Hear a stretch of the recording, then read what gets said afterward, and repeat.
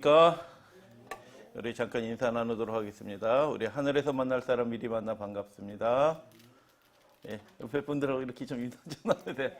하늘에서 만날 사람 미리 만나 반갑습니다. 예, 제가 이 말씀드리는 주제는 예수님과 우리가 연결되어 있다라는 주제에서 말씀드리고 있어요. 그래서 첫 번째 시간도 70일에와 2300주야의 그 예언이 그냥 막연히 그냥 세상 역사에 관한 예언이 아니고 그것들이 하나님께서 택하신 교회와 작정하신 교회와 연결되어 있는 예언이다 라는 것들을 말씀을 드렸어요. 그래서 그 말씀만 잘 이해해도 우리가 마지막 시대를 살아가는데 충분한 이렇게 기초가 되는 말씀이라고 생각합니다. 시편 141편에는 이런 말씀이 있어요.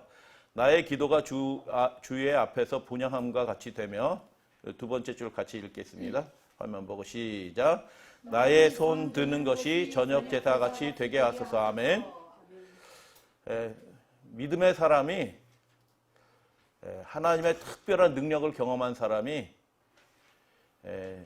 들판에 거하다가 광야에 거하다가 왕궁으로 인도함을 받은 사람이 믿음으로 고백하는 건데요. 나의 손 드는 것이, 나의 기도하는 것이 저녁 제사와 같이 되게 하소서. 그런데 저녁 제사 뭐 하는 시간인지 우리가 배웠죠?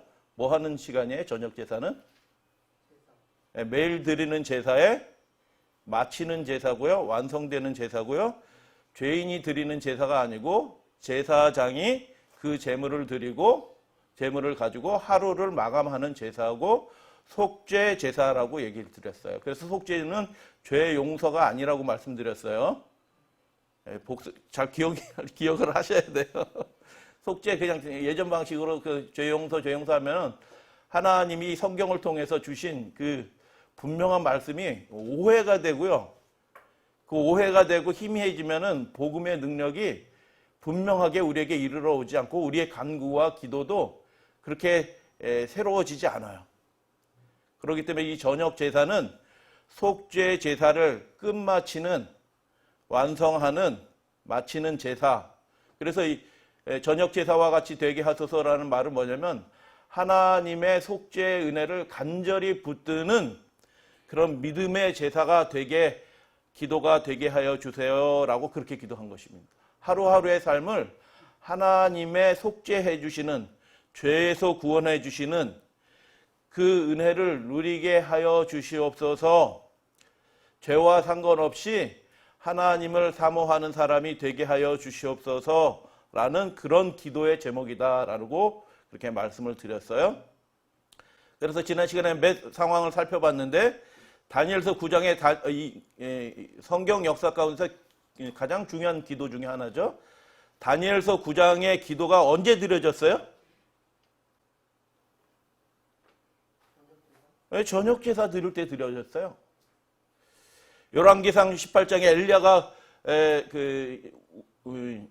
우상을 섬기는 제사장들과 대결할 때 갈멜산에서 제사를 드릴 때 제단을 수축하고 회복하고 언제 하나님께 기도를 드려요? 기도의 길이는 상관이 없어요. 다니엘은 굉장히 길게 기도했고요. 엘리야는 그거에 비해서는 굉장히 짧게 기도했어요. 그런데 공통점이 있는데 무엇을 구했냐 하면 그 저녁 제사의 시간에 하나님께서 구원해 주시는, 당신의 백성을 죄에서 구원해 주신 그 은혜의 능력들을 붙잡았다는 것입니다. 저녁 제사에 드렸던 기도예요. 여러분, 에스라가 예루살렘 성을 회복하는 일, 거룩한 사명을 맡은 두 일꾼 중에 하나였어요. 그런데 백성들이 이렇게 죄 가운데 빠져갖고 마음이 또 느슨해졌어요. 그때 에스라가 회중들을 모으고 기도해요. 통회하는 종교 지도자이기 때문에 느헤미야와 다르게 문제를 처리해요. 그런데 에스라가 그 옷을 찢고 머리에 죄를 뒤집어 쓰고 하나님 앞에 탄식하면서 기도해요. 백성들의 죄를 위하여. 언제 기도해요? 저녁 제사 때 기도드립니다. 아무 때나 하지 않고요. 온 마음을 하나님께로 향하고 그 하나님의 속죄하는 은혜, 구속해 주시는 그 은혜를 붙잡는 기도를 저녁 제사 드릴 때 하는 것입니다. 그때 속죄함 받지 못하면요, 그냥 그 하루가 그냥 끝나는 거예요. 죄 가운데 하루가 끝나는 겁니다. 이해가 되시죠? 저녁이 되면 하루가 끝나잖아요. 그러니까 그때 속죄함을 받지 못하면 속죄함 받지 못한 채로 하루가 끝나는 거예요. 우리 인생을 크게 적용하게 되면 그때 속죄함 받지 못하면 속죄함 받지 못한 채로 인생이 끝나는 거예요. 죄 가운데서 예수님 맞이하게 되는 것입니다. 그날 죽으면. 그러니까 이스라엘 백성의 죄를 위하여 에스라가 옷을 찢고 죄를 뒤집어 쓰고 머리를 풀어 헤치고 그렇게 기도하는데, 야, 이거 굉장한 겁니다. 부모님이 혹시 이렇게 막 옷 찢고 막 머리 풀어 헤치고 막 이렇게 기도해도 그게 놀라운 일인데, 그 백성의 존경받는 지도자가 그렇게 하고 있으니 백성들의 마음이 다시 주님께로 향하는 겁니다. 여러분, 우리가 하나님 안에서 충성된 삶을 살아가는 데 있어서 우리가 부족함이 보일 때 그런 마음으로 하나님 앞에 무릎을 꿇고 마음을 찢고 하나님 앞에 엎드려 그렇게 속죄의 은혜를 구하는 그런 기도를 드리는 사람이 하나님과 연결되어 있는, 그분의 보좌와 연결되어 있는, 히브리서의 말씀대로 하면은 하늘 성소에서 봉사하시는, 지금의 때로 얘기하면은 하늘 지성소에서 봉사하고 계시는 예수님과 연결되어 있는 삶을 사는 사람들이다. 그래서 우리가 그냥 기도하고 하나님 기도했으면 기도가 끝난 게 아니고요, 실제로 연결되어 있기 때문에, 이거 다 말씀을 드렸어요. 반복하지 않아요. 그 속죄의 능력이, 불과 같은 능력이 즉시로 동시사건으로 우리의 삶에 임하고 우리 심령에 임해서 우리의 속사람을 완전히 거룩하게 하고 새롭게 하는 역사가 주어진다. 실제로. 아멘 하셔도 돼요? 네, 아멘.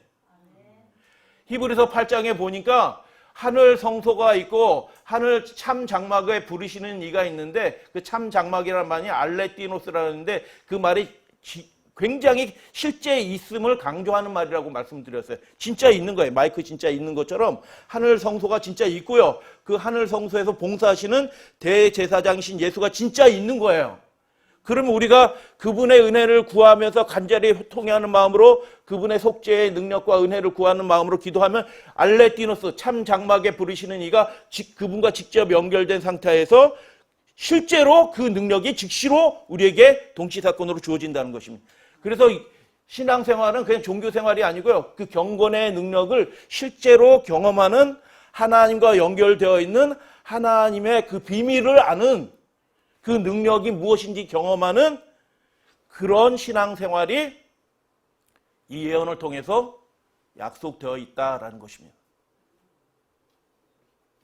그래서 명목상의 종교생활이 아니고요, 입술로 주여 하는 종교생활이 아니고요, 실제로 하나님께서 예수 그리스도를 통해서 주어지는 그 경건의 능력, 성령의 능력을 통해서 우리 속사람, 그 깊은 곳에 있는 죄조차도 새로워지고, 그 죄의 뿌리가 소멸되는 그 은혜의 역사가 지금 준비되어 있고 날마다 그 은혜들이 구하는 자에게 주어지고 있다. 할렐루야, 아멘. 그런 겁니다. 그래서 저녁 제사와 같이 되게 하소서라는 이 말씀은 그냥 기도하세요 이런 뜻이 아니에요.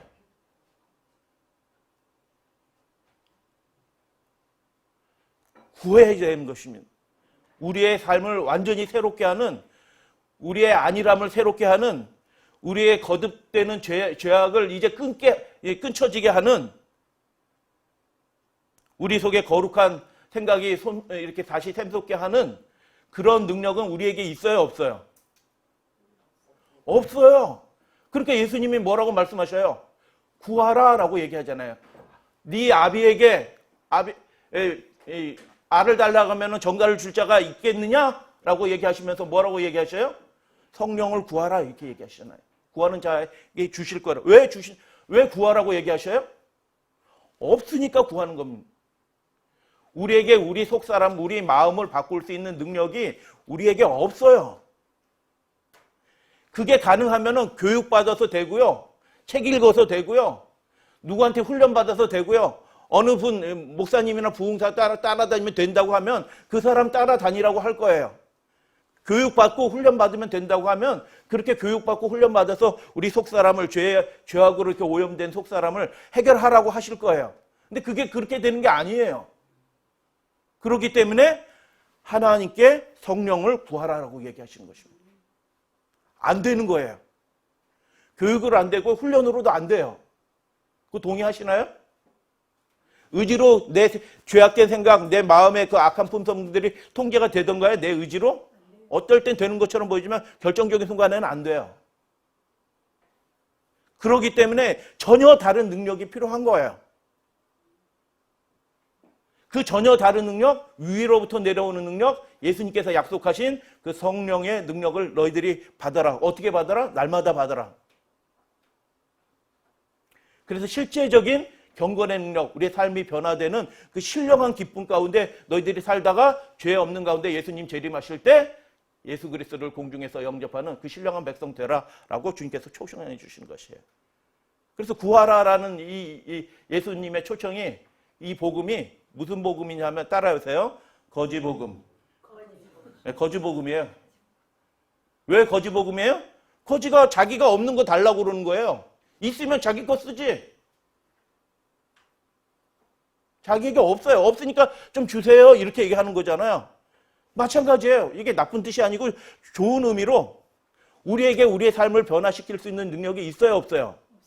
없어요. 우리의 마음을 새롭게 할 수 있는 능력이 있어요, 없어요? 없어요. 관계가 깨졌어요. 부부간의 관계가 깨졌는데 그 깨진 관계를 다시 회복할 수 있는 능력이 있어요, 없어요? 없어요. 자녀들의 마음도 우리가 바꿀 수가 없어요. 고백하시나요? 안 되거든요, 그게. 근데 끊임없이 자꾸 자기 의지로, 자기 생각으로, 자기 계획으로 하려고 해요. 이제 그 일을 그만두고 하나님이 회복시키시는 그 거룩한 속죄의 능력을 구하라라는 것입니다. 그거 배워가는 게 신앙생활이에요. 근데 가장 중요한 건데, 그래서 다니엘서의 그 매일 드리는 제사를 누가 공격해요? 작은 뿔이 계속 공격하잖아요. 왜 공격하게 해요? 그거 모르도록 하게 하는 것입니다. 교회는 다녀도 그 속죄의 능력, 우리의 삶을 새롭게 하는, 거룩하게 하는 하나님의 그 능력이 무엇인지 모르고 그냥 교회 생활, 그냥 장님처럼, 소경처럼 그냥 교회 생활 하도록 그렇게 가리는 것입니다. 작은 뿔이. 그래서 끊임없이 작은 뿔이 공격하는 게 뭐예요? 예. 매일 드리는 제사를 회방하기 위해서 공격을 하는 거예요. 8장, 9장, 11장 계속 작은 뿔이 공격하잖아요. 그게 그래 교리상의 그 문제가 아니고요. 실제 우리의 삶에, 매일의 삶에 이루어지는 그 문제를 극복하고 구원받고 새롭게 하는 그 은혜가 주어진데 그 은혜의 채널을 딱 잘라버리기 위해서 우리의 눈을 딴 데로 돌리게 하는 것이 마귀의 세력인 것입니다. 그리고 교리도 바꾸고요. 신앙생활도 그렇게 바꾸고 해서 그 능력을 경험하지 못하는 껍데기만 그리스도인이 되도록 그렇게 만드는 것입니다. 근데 하나님은 얘기하셔요? 말씀하셔요? 어떻게 하라고요? 구하라고요, 예수님은. 그 능력을 구해요. 어떻게 구해요? 속죄의 은혜, 저녁 제사같이 되게 하며. 그래, 에스라가 언제 기도했다고요? 저녁 제사 때 드리는 거예요. 왜요? 그분의 그 능력을 하루가 끝나기 전에 우리의 삶을 완전히 새롭게 해 주시옵소서라고 옷을 찢고 머리를 풀고 하나님 앞에서 백성들이 다 보는데 그 간절하게 기도하는 것입니다. 왜 그렇게 기도할까요? 멀쩡하게 다 옷, 의복 다 갖춰 입고 이렇게 기도하면 안 되나요? 이게 안 되면 죽는 겁니다.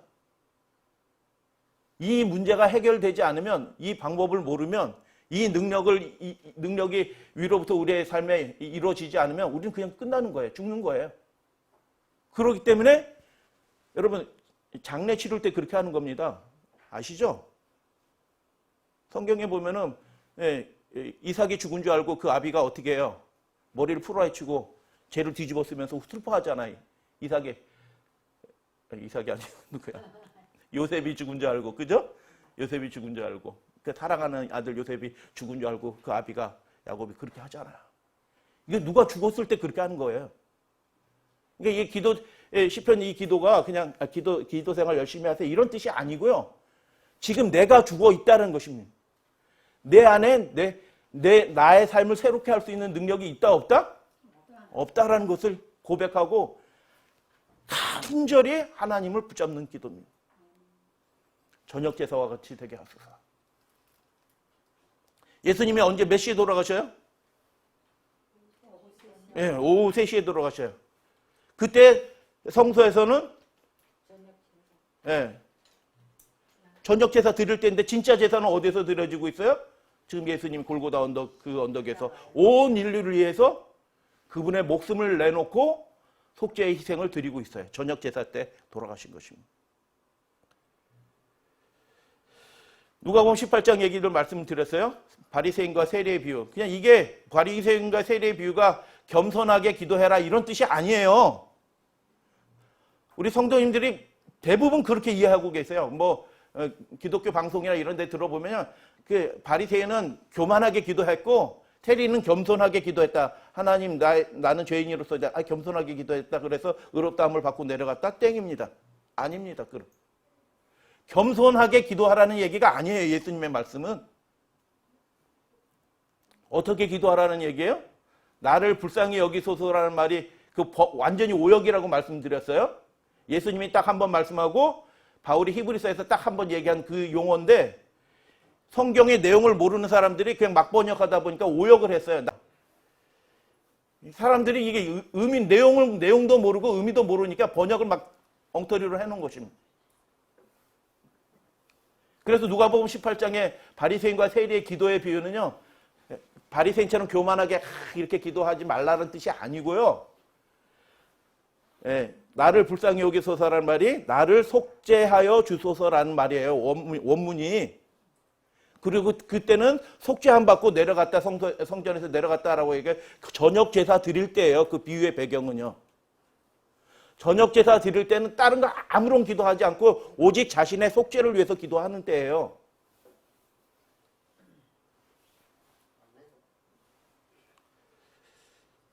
그래서 그렇게 붙잡은 그 세리만 의롭다함을 받는 겁니다. 의롭다함을 받는 것은 명목상의 것이 아니에요. 그 선포도 포함하지만 실제로 그 능력이 그 삶에 주어진다라는 보장의 말씀이에요. 의는 명목상의 선포 이상의 것이라고 이미 말씀을 드렸어요.